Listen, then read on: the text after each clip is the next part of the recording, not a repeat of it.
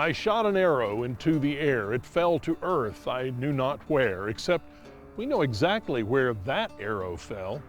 That one and lots of others spread all over this part of Texas. It was a confluence of events, a group of people, an energy level started to bubble up. Something is happening high in the Texas plains. Cotton farms and cattle ranches now share their home with 25-foot-tall metal arrows piercing the landscape. These new monuments have landed along the historic Quanah Parker Trail, where the famous Comanche Chief once roamed.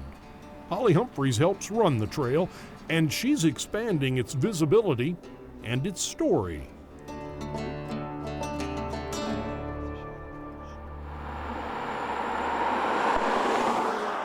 The entire panhandle of Texas was once subsumed within this territorial range called the Comanche. I realized very quickly what we could do with the Quanah Parker Trail is we could expand its mission to include the Comanche story. And then we realized how undertold the story is of the Indians of Texas and of this region. See, these pieces will fit on the side of the saddle, and then this fits over into the pouch.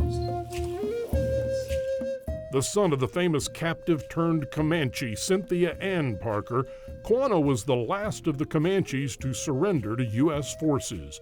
He went on to become a statesman and leader as his tribe adjusted to reservation life. To honor an important part of Texas history, Holle knew the trail needed an iconic marker, and she found it one day on a trip down the back roads.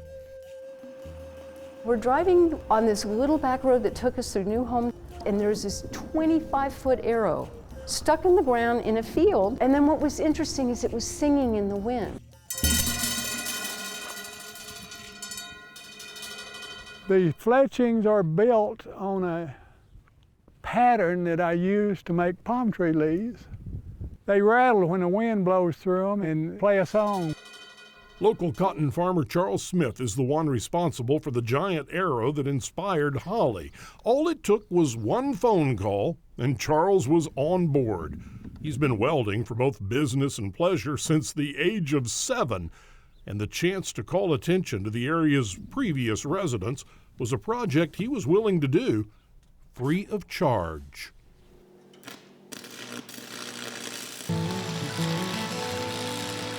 Question came up of where are they going to get the money to pay for them. Said I'll give each county an arrow for a tax donation. And as fast as I could build them, well, they were finding places to put them. So I've been staying pretty busy.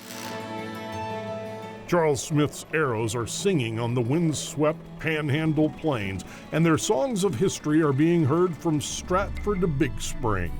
More than 80 arrows are now in the ground, with plans for more already in the works. And as each arrow finds its mark, Holle Humphries knows that's another page of history that won't be forgotten. We all got excited at the rediscovery of the story that has kind of been under radar for so long. I'm amazed and impressed and awed by the open generosity of Texans of this era in wanting to tell that undertold story.